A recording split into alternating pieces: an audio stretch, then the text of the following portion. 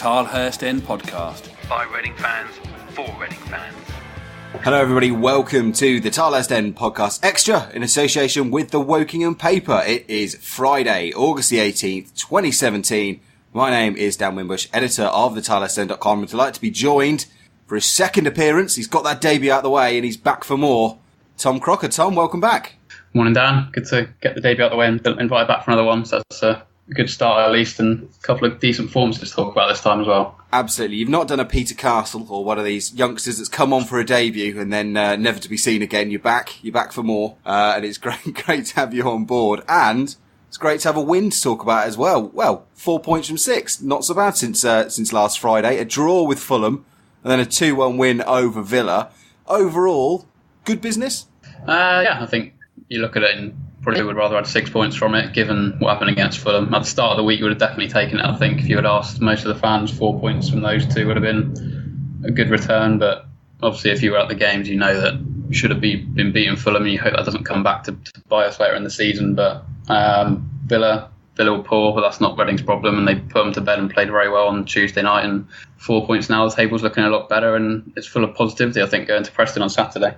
Yeah, I mean, have your expectations or views on the entire squad changed after these couple of results? Are you suddenly feeling a bit more positive, or are you still sort of where you were when we spoke this time last week?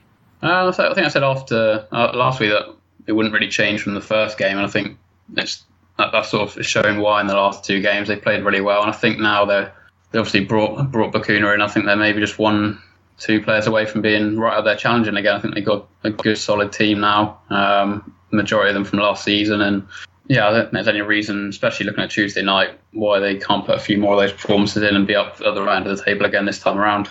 Anyone in particular catching your eye from those first two home games of the season?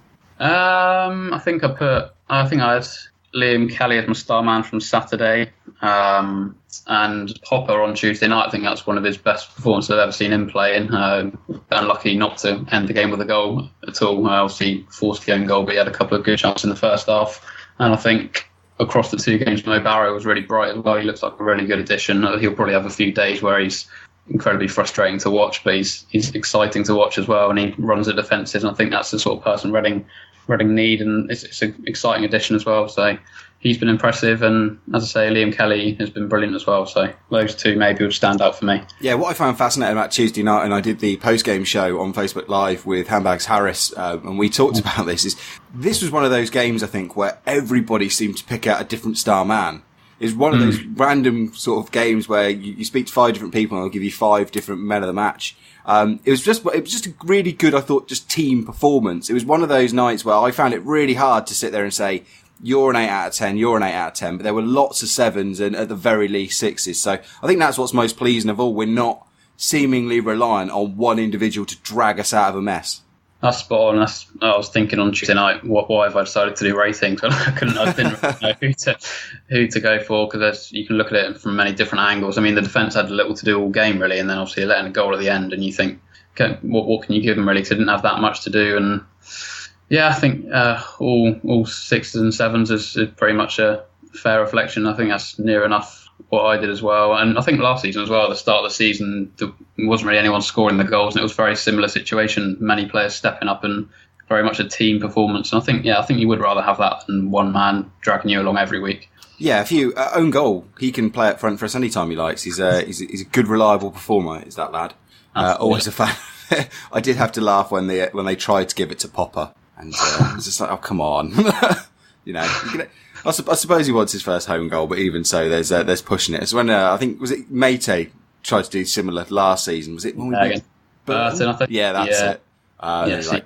Celebrating. He definitely is. But I've got a good picture of him celebrating, to be fair. If he ever does get one at home, we've got one as if he has scored it. So excellent. Perfect. That's all you need. So moving on then, 4 points in the bag. We've got to go up to Deepdale. We've got to try and get this first away point of the season. What is the latest on the injury front? Several big names still in the treatment room. Yann Kermorgant, Callum Harriott, Jordan Obita and John Daddy Bodvarsson all missing out on Tuesday night. Are we likely to see any of them soon? Simple answer is no for Saturday or probably Tuesday either. So we spoke to Yap after the game. I think you've got to look at it as a lot more positive now than it was last week. I think we can deal without without 4 rather than sort of 8 or 9 or whatever it was. I've asked him a couple of weeks. I think you got to write off Yann for a few months now. Even when he's back fit, he's going to take a bit of time to get up to speed. He missed the whole pre-season, so I think you've got to sort of plan without him at the moment, which is a shame, of course. It'd be great to get Jordan Obita back. I think he's got a couple of weeks as well, and I think him and Callum Harriott are out training, but they're training on their own. So then obviously Harriott they'll be very cautious with after what happened last time. I think Obita will probably be the first of that lot to be back involved.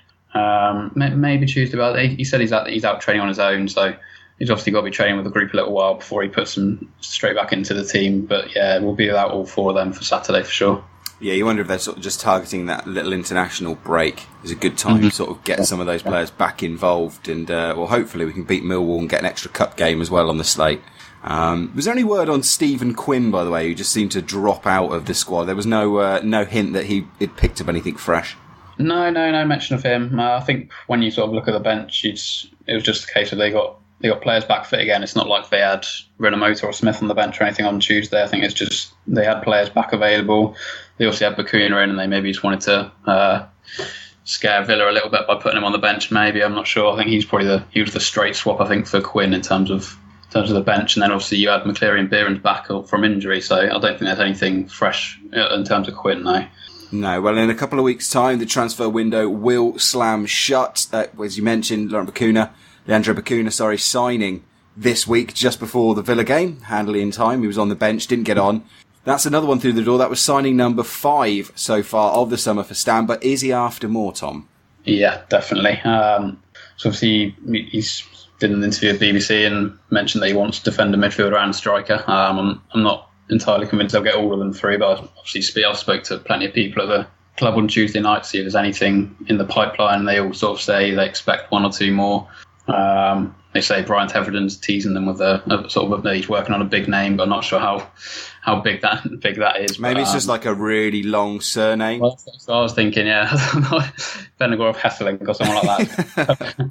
But yeah, they're definitely that shows they're definitely working on something. And I think I'll be very surprised if there's no striker through the door. I think you got, especially with Yann out now, there's still a striker short, and I think would be very disappointed if he couldn't get one in, certainly up front. He's probably looking around elsewhere as well. He wouldn't turn down any more. But yeah, I would definitely expect something in the next week or 2. Obviously, you've got that international break, which you mentioned, which they may well try and push something through then as well.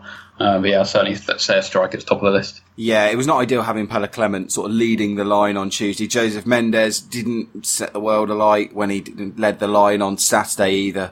John Daddy looked decent at QPR, but obviously he's dealing with injuries as well, so I think they definitely need one. One tantalising name that was thrown out there to Reading fans was Shane Long. I think a bookmaker slashed his odds. This is the second favourite destination was Reading for his next club. Is there any light in this transfer rumour?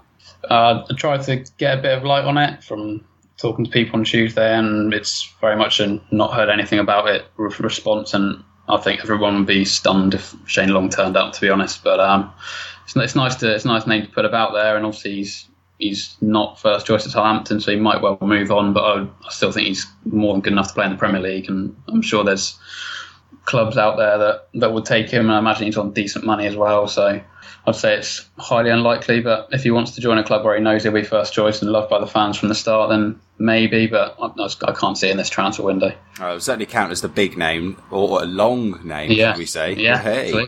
Yeah. But yeah, I think this one's on the unlikely list. As you say, I just think it's not quite time for him to drop down yet.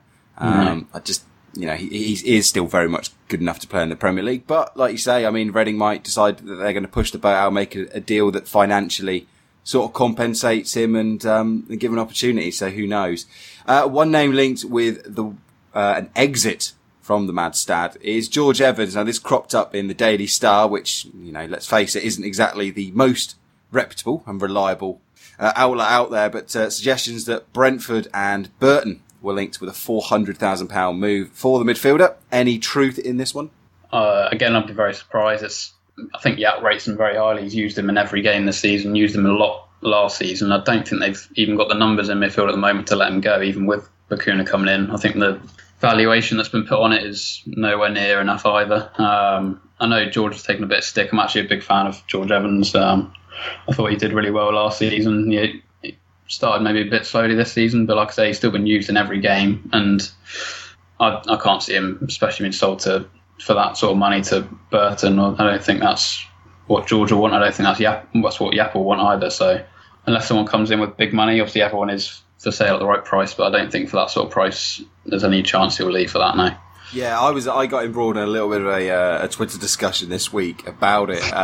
In that my only concern is that perhaps if Yap decides that George is not the answer long term, if he brings somebody else in, then that does sort of, evaluation for a player. We can sit here and say, I think, there's no way they would accept a bid under $1 million, say, for George Evans. But at the end of the day, if he's going to be pushed down to, say, second or, he was behind Joe Vandenberg for the role on Tuesday, if another person comes in, if he's suddenly third choice for it, well, the price you can only ask a certain price for him, because there's only a certain amount of clubs that are going to bid for it, and no one's going to give you massive money for a third choice. So I think this particular rumour is a bit of rubbish, but I could see a scenario where Evans is surplus to requirements, but I think we're a long way from that point yet. Yeah, I can sort of see where you're coming from with that. I mean, if they were to bring someone else in, then it might change it, but right now I wouldn't necessarily say he's definitely behind Joey either. I think maybe it's just a case of he's played every game. It was Tuesday night, Joey was brought in for that particular game. I think Evans will still play a lot of football this season. And yeah, I think he's growing under Stam. Obviously, he first came in, he didn't play hardly at all in his first season, and Yap's brought him in and played him a lot and shown a lot of faith in him. So to suddenly sort of bomb him out now, I think it's more likely if he doesn't play much between now and January, then maybe look at it. But I think it'll be surprising. Yeah, I think he's shown already that he's got that potential to really grow. My only slight concern with George is that I've not seen quite enough going forward, and when, especially on Saturday when we needed to push the game on, he just doesn't seem to be able to create those chances. But then I guess that's not his role. And we had this discussion on the main podcast on Monday, whether this was a Yap Stam sort of directive to him, just saying, keep it very, very simple. I don't want you trying passes or pushing up the field, or whether it's just Evans with a bit of nerves or an experience. So interesting to see how that develops. We'll keep an eye on it. We'll see if he gets back in the team on Saturday. How do you expect Stam to approach this one at Preston? And so going away from home to good positive home results, but the away form still a bit of a concern. We saw it at QPR a couple of weeks ago that didn't go quite so well. Do you expect him to stick to that 4-3-3 that we saw on Tuesday night, or do you think he'll go back to a back five?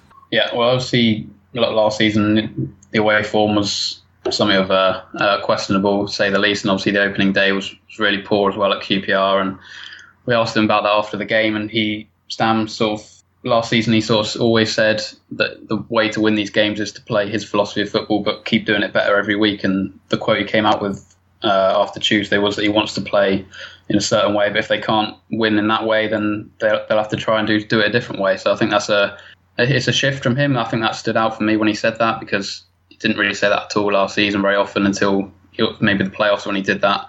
So I think he could easily set up a bit more solid at the back, and Preston seem to like to have the ball as well based on their games so far. So he might try and sit back a bit more and try and catch them on the break. And I think he's maybe learning from his year in the Championship that it's more difficult to get these results away from home. So I could certainly see a different approach from him tomorrow.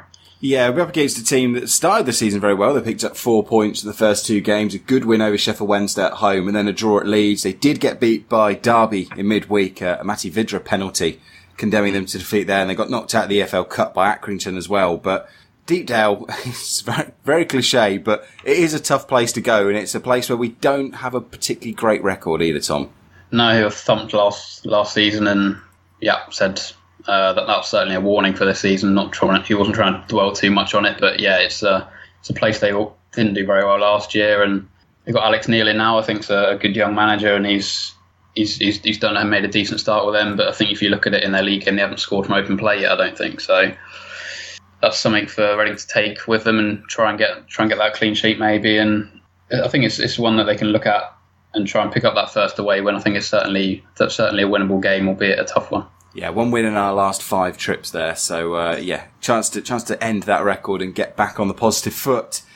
Speaking of positive foot though, prediction league wise, Tom, still got some work to do. I hate to bring this to you here, but you are now joint bottom of the prediction league, yes. Mostly because 3 different people predicted a 2-1 Reading win on Tuesday night. Westy, Mark and Johnny all going for 2-1 home wins, so they all shoot up to 3 points. I'm still on 3 points as well, and then yourself and Handbags are on 1 point. So you're off the mark at least with that draw against Fulham. But chance for you got the very first prediction for this one. So what do you think we'll get on Saturday? Yes, I was very pleased to get off the mark last week, get that out of the way. Looking at it this time last week, I was looking at this trip as a real tricky one, but I've sort of completely flipped my thinking based on Tuesday night, which I suppose is typical fickle football fan mate. But I am going to go 2-0 Reading for Saturday. 2-0 to Reading. Okay, I'm going to stick with the prediction I've made for each of the 3 games so far this season. I'm going to say 1-1. So hopefully... That's plan for the whole season. Yeah, I might just predict that the entire season long, because, if Reading get 15 1-1 draws, I should be all right for the campaign. So, although Yapstam's team aren't big drawers, so maybe I should start to change my philosophy. Anyway, we'll get the predictions from Westy, Mark, Handbags and Johnny a little later on for the weekend's game. But Tom, thank you very much for joining me this week. What can we expect over at the Wokingham paper over the next few days? Yes, so we've got preview from Yap going up later today, and we also spoke with Modi Barrow after his goal on Tuesday, so that'll be going up later, and Joey as well. We asked him about his error on Saturday, so that will be going up as well. We'll be going up today on wokinghampaper.com and on Twitter as well. I'll put it up on my Twitter at Tom J. Crocker, so that's the places to find it. Excellent. Give them a follow. Go bookmark the Wokingham paper on your browser of choice as well. We will be back with the main edition of this show, hopefully on Monday, to talk about that game at Preston and have a bit of a look ahead to Millwall. In the meantime, head over to tilehurstend.com. Lots of good content getting up there. You can go check out those player ratings from Tuesday night and lots more as well. And also, why not head over to our YouTube page, youtube.com/TilehurstEnd. It's where you can catch our post-game shows that we do on Facebook Live. They then go on to YouTube a little later. And of course, a big, big thank you to everyone who continues to support the Tilehurst End at patreon.com. It's our crowdfunding service. It's our electronic tip jar. It's how you give a little bit extra to us. So, head over to patreon.com/the End. That's patreon.com/the Tilehurst End. Or just drop us an email to the tilehurstend@gmail.com. Tom, have a great weekend. Who have Arsenal got this week? Stoke away. So nice away trip to follow up last week's thrilling victory. Absolutely. Well, at least they're not a Tony Pulis side anymore. He didn't seem to have a lot of luck back then. No, absolutely not. Still don't now he's at West Brom either. So, well, that is, that's the thing. Although apparently Tony Pulis was at the Reading game on Tuesday night. Someone tweeted us in. I don't know if that was verified, but hopefully he wasn't looking at any of our players anyway. No, fingers crossed. Hopefully he was just, eyeing up John Terry for a dramatic coup. And if I was John Terry after Tuesday night, I would be frantically Googling how to get a move to the MLS. Didn't get not a great evening for him all round, I don't think. No. One to forget for Mr. Terry. But anyway, Tom, have a great weekend. Fingers crossed for Arsenal and more importantly for Reading getting results as well. We'll catch up with you next Friday. In the meantime, go on you Rs. Get social with the boys. Find them on Twitter at the Tilehurst End and facebook.com/the Tilehurst End.